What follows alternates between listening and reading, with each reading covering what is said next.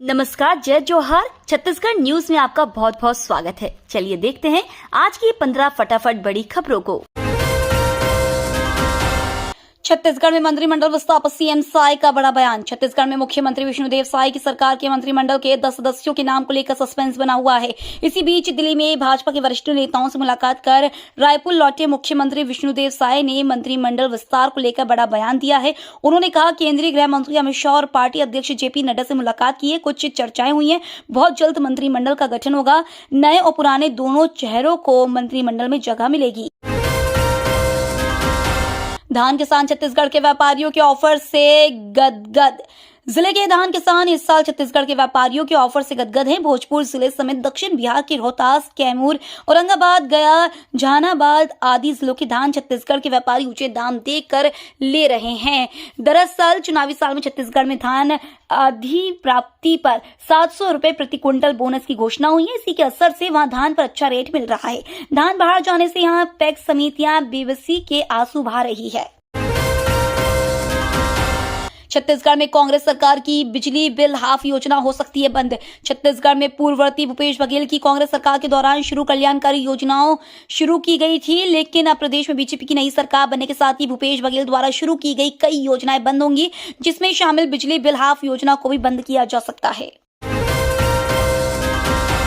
कड़ाके की ठंड से बढ़ रहे हार्ट अटैक के मरीज। दिसंबर माह के दूसरा पखवाड़ा के बाद लगातार तापमान में गिरावट दर्ज किया जा रहा है। इसमें यह ठंड सबसे ज्यादा हार्ट के मरीजों के लिए परेशानी खड़ी कर रही है। जिला अस्पताल में हर दूसरे दिन हार्ट के मरीज पहुंच रहे हैं, साथ ही हार्ट अटैक मामले में बढ़ोतरी हो रही है। सरकार बदलते ही यहां 4 शराब दुकानों में लगा ताला। बिलासपुर रोड में संचालित शराब दुकान में आबकारी विभाग को तकरीबन 15 लाख रुपए के राजस्व प्रतिदिन प्राप्ति होती थी। इस हिसाब से 4 दिनों से बंद दुकान से सीधा 60 लाख रुपए का शुद्ध रूप से नुकसान हो चुका है। अभी आगे भी नुकसान का पूरा अनुमान है, क्योंकि दुकान कब से शुरू होगी कहा नहीं जा सकता। शराब दुकान न खुलने का फायदा शराब कोचिए उठा रहे हैं, जो औने पौने दामों पर शराब बेच रहे हैं। अमर टापू धाम मेले के लिए हर साल दी जाएगी 10 लाख रुपए की राशि। मुख्यमंत्री विष्णुदेव साय ने की घोषणा। मुख्यमंत्री विष्णुदेव साय बिलासपुर और मुंगेली दौरे पर रहे, जहां उन्होंने कहा कि 18 लाख वंचित परिवारों को आवास देने का जो वादा किया, अब उसे पूरा करने जा रहे हैं। इसकी तैयारी भी शुरू हो गई है। वहीं साय ने मुंगेली में संत शिरोमणि बाबा गुरु घासीदास जयंती समारोह को फोन से संबोधित किया और बड़ी घोषणा की। सीएम ने अमर टापू धाम मेले के लिए हर साल 10 लाख रुपए देने की बात कही। कांग्रेस को झटका, एक और नेता ने छोड़ी पार्टी। छत्तीसगढ़ विधानसभा चुनाव में हार के बाद कांग्रेस को लगातार झटके मिल रहे हैं। एक और जहां बगावती सुर थमने का नाम नहीं ले रहे हैं, तो वहीं दूसरी ओर इस्तीफे का भी दौर चल रहा है। अकलतरा के पूर्व विधायक चुन्नीलाल साहू ने कांग्रेस पार्टी से इस्तीफा दिया है। चुन्नीलाल साहू ने अपना इस्तीफा पत्र पीसीसी चीफ दीपक बैज को भेजा है। सीएम साय के निर्देश के बाद नक्सलियों पर एक्शन। मुख्यमंत्री विष्णुदेव साय के निर्देश के बाद पुलिस महकमे का एक्शन नक्सलियों के खिलाफ तेज हो गया है।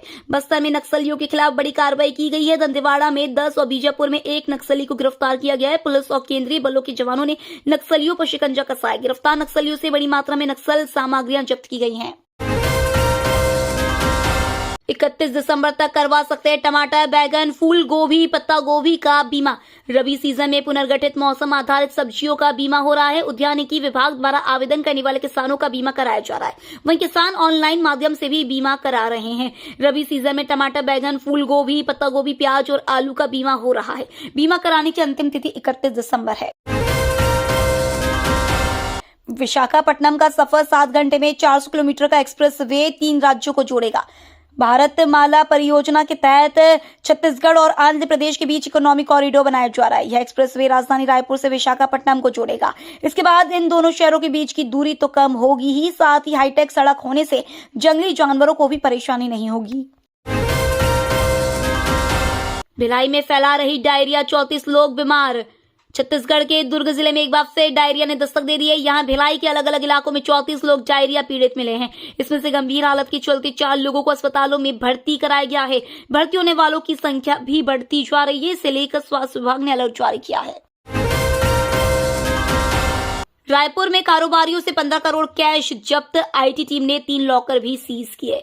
रायपुर में व्यापारियों के 7 ठिकानों पर चल रही इनकम टैक्स की कार्रवाई खत्म हो गई है। आयकर सूत्रों के मुताबिक अफसरों ने कार्रवाई के दौरान 3 लॉकर सीज किए हैं। वहीं जमीन के कागजात, कैश और ज्वेलरी जब्त की है। प्रदेश के कई जिलों में टीम अब भी अन्य व्यापारियों के ठिकानों पर दस्तावेज खंगाल रही है।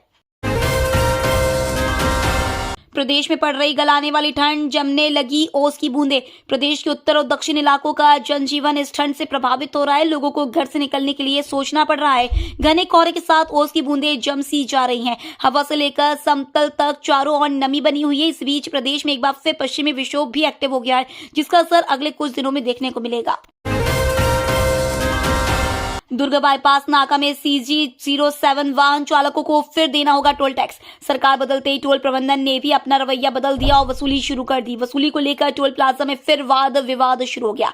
टोल नहीं लेने की जानकारी लोगों को थी, अब जब वे वाहन लेकर पहुंचते हैं तो टोल मांगा जाता है, जिसके कारण विवाद होता है। सांसद बघेल ने कहा कि टोल नाका में दुर्ग पासिंग वाहनों से वसूली पूर्ववत बंद रहेगी। उन्होंने वसूली तत्काल बंद करने के निर्देश दिए हैं। कोरोना के बढ़ते मामलों के बीच एडवाइजरी जारी। केंद्र सरकार ने हाल ही में कोविड-19 मामलों में बढ़ोतरी और भारत में JN.1 वेरिएंट के पहले मामले का पता चलने के मद्देनजर राज्यों को एडवाइजरी जारी की है। राज्यों से कोविड की स्थिति पर निरंतर निगरानी बनाए रखने का आग्रह किया है। साथ ही राज्यों को ज्यादा संख्या में RT-PCR परीक्षणों सहित जीनोम सीक्वेंसिंग के लिए पॉजिटिव नमूने इंसा को प्रयोगशालाओं में भेजने की सलाह दी गई। ये तो थी आज की बड़ी खबरें। डेली खबरों से अपडेट रहने के लिए चैनल सब्सक्राइब करना बिल्कुल ना भूलें। धन्यवाद।